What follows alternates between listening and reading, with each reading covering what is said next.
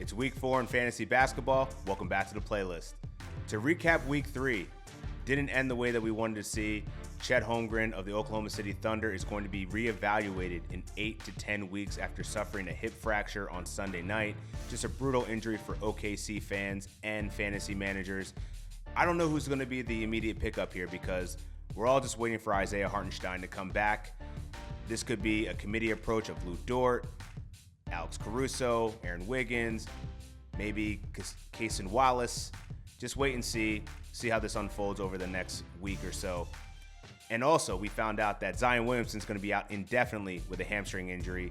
Ja Morant is week to week with a hip injury. Kevin Durant is out at least 2 weeks with a calf injury. And Tyrese Maxey is also going to be out at least 2 weeks with a hamstring injury. Just tons of injuries across the board for a lot of stars on a lot of fantasy teams. But on a brighter note, the Cavs are 11-0 to start the season, the only undefeated team left in the NBA. Let's get to the pickups. First pickup has got to be Goga Bitadze of the Orlando Magic. Wendell Carter Jr., frankly, just cannot be trusted. He's dealing with a foot injury, plantar fascia to be exact, and Goga Bitadze, in his absence, has been averaging 10.5 points, 10.5 boards. He gets you stocks. He gets you a good field goal percentage. He needs to be added in all leagues. Next player I'm picking up is Keyshawn George. Now, Bub Carrington suffered a leg injury on Sunday night. We don't know if he's going to be missing any time, but that shouldn't affect Keyshawn George too much because he's been subbing in for Kyle Kuzma, who also doesn't have a timetable for his return. His minutes have been trending up, and I really like what Keyshawn George has been doing defensively. He can shoot the three. He's also one of the best blocking wings in the league right now. So make sure you pick him up off of waivers. He can be added in all leagues. And lastly, bit of a deep leaguer, but pick up Najee Marshall. Really like the Mavs schedule this week. He plays on Tuesday, Thursday, and Saturday. All lighter slates. You can get him into your lineup. He's been averaging 12 points with 5 boards in the absence of PJ Washington Jr., who continues to miss time with a knee sprain. I think he's going to be a great streamer for those in 12-team leagues this week. All right, let's get to the schedule things you need to know. The week 4 schedule is looking way better than week 3. There's actually 4 days you can get away with streaming. That's Monday, Tuesday, Thursday, and Saturday. All 4 of those days have 8 games or less. That tends to be a good threshold for actually getting players off of waivers and into your lineups. Be aware of those back-to-backs, though.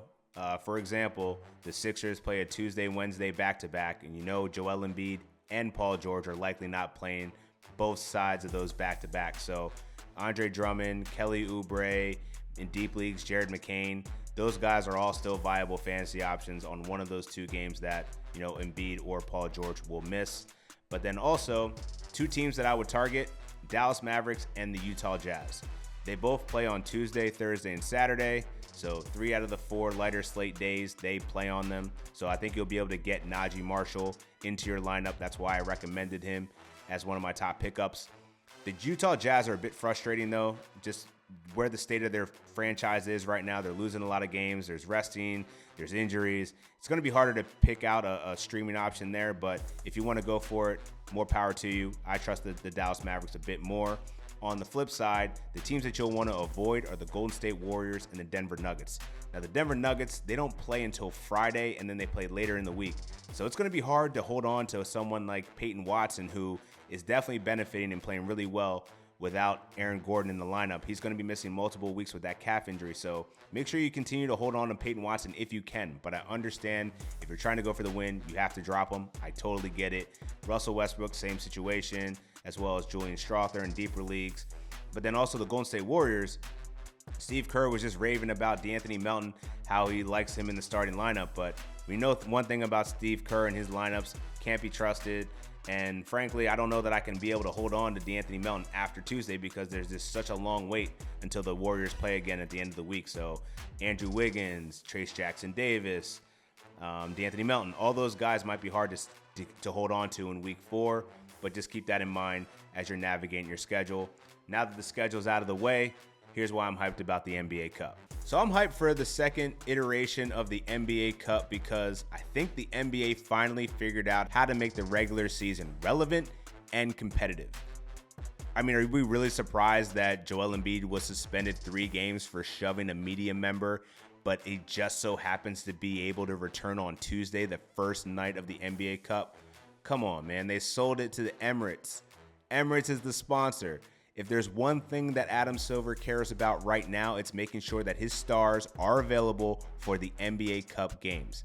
And last year was largely a success. Outside of the crazy loud courts and the ridiculous jerseys, they kind of cooled out on both of those. They're looking a little bit more muted this year. But still, like, it's fun. It's different.